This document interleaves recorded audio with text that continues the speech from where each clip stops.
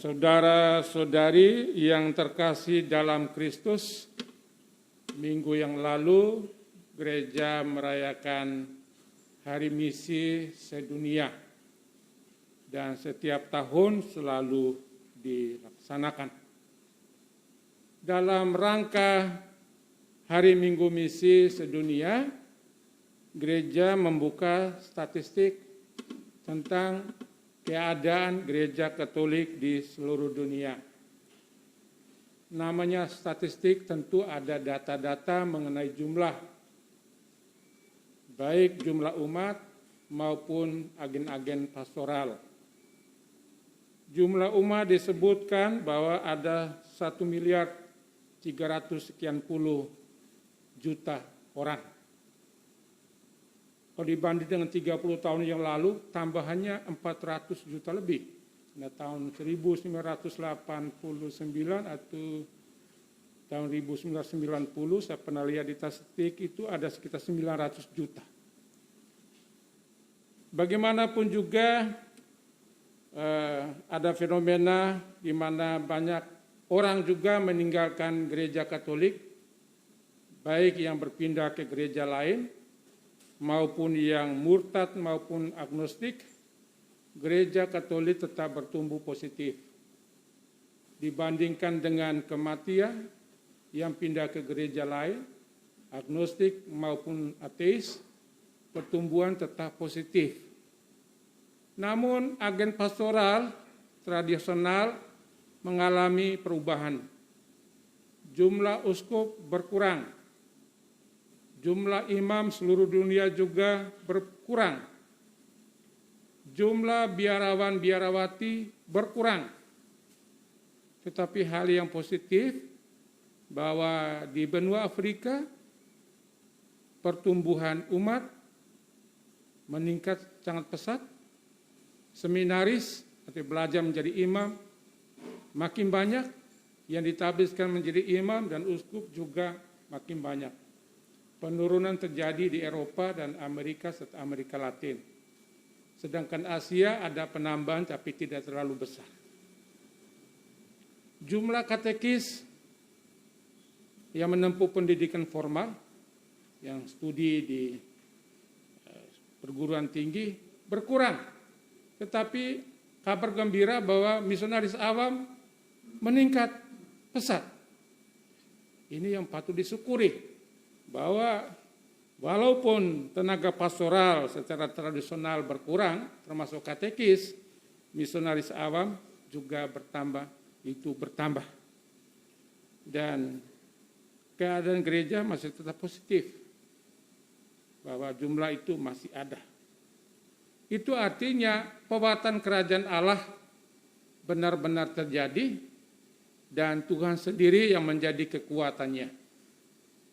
Dan hari ini di dalam bacaan kitab suci kita dihidangkan dua bacaan yang betul-betul sangat berhubungan erat satu sama lain. Yang pertama tentang kehidupan keluarga Kristiani. Kalau keluarga Kristiani ini tidak dibina dengan baik, maka tsunami kemurtatan dan lain sebagainya tentu menjadi sangat besar. Oleh karena itu Rasul Paulus mengingatkan kita bahwa kita di dalam keluarga Kristiani berusaha sungguh-sungguh untuk membangun keluarga menurut maksud Allah sendiri. Di mana kita semua menyadari bahwa kekuatan kita ada di dalam Kristus. Dan kita saling mengasihi satu sama lain, menghormati satu sama lain, suami istri, orang tua kepada anak-anak, anak-anak kepada orang tua. Untuk menjadi agen kerajaan Allah yang handal. Dan bagaimana kerajaan Allah itu berkembang? Tuhan Yesus mengajarkan kerajaan Allah dari kota ke kota, dari desa ke desa bersama para murid. Dia tidak mencari para murid yang bergelar sarjana, hampir tidak ada. Ataupun para murid yang sungguh luar biasa dalam kehidupan sosial bersama masyarakat lain. Banyak di antara mereka orang-orang biasa seperti nelayan. Tapi Yesus mau tegaskan kepada mereka bahwa kerajaan Allah itu adalah kekuatan dari Allah yang ada dalam diri orang yang taat, yang setia, yang bertanggung jawab, yang saling mengasihi. Dia mengumpamakan biji sesawi sangat kecil, tetapi mempunyai potensi yang besar karena kehadiran Roh Kudus di dalamnya. Kehadiran Tuhan sendiri yang menumbuhkannya menjadi pohon yang besar. Demikian juga ragi, permipan, kecil. Tapi kalau tepung yang begitu banyak diaduk dengan ragi ini, tepung itu berkembang menjadi roti yang besar. Dan kita semua menyadari bahwa ini perumpamaan ini dibuat oleh Yesus untuk mengingatkan para murid dan kita semua bahwa tugas pewartaan kerajaan Allah adalah tugas kita semua. Tidak hanya mereka yang secara formal dipanggil untuk itu dalam jabatan-jabatannya, tapi semua kita anggota gereja oleh pembaptisan kita dipanggil untuk menjadi agen-agen kerajaan Allah. Dan itu hanya bisa terjadi kalau ada kesetiaan dalam hidup kita sebagai orang beriman, baik di dalam gereja secara umum, terlebih di dalam kehidupan keluarga. Tidak mungkin gereja ini berkembang tanpa keluarga Kristiani yang baik. Sangat-sangat tidak mungkin.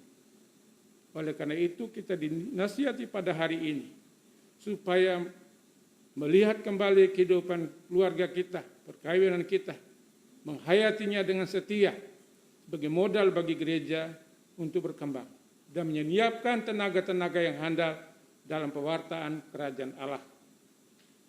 Dengan ketekunan, dengan tanggung jawab, dengan saling menghormati, dengan saling berdamai, penuh dengan cinta kasih yang kita hidupkan dalam kehidupan kita setiap hari.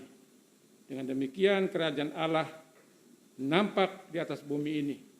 Kita walaupun kecil, tapi menjadi besar karena kualitas iman yang dapat dirasakan oleh orang lain.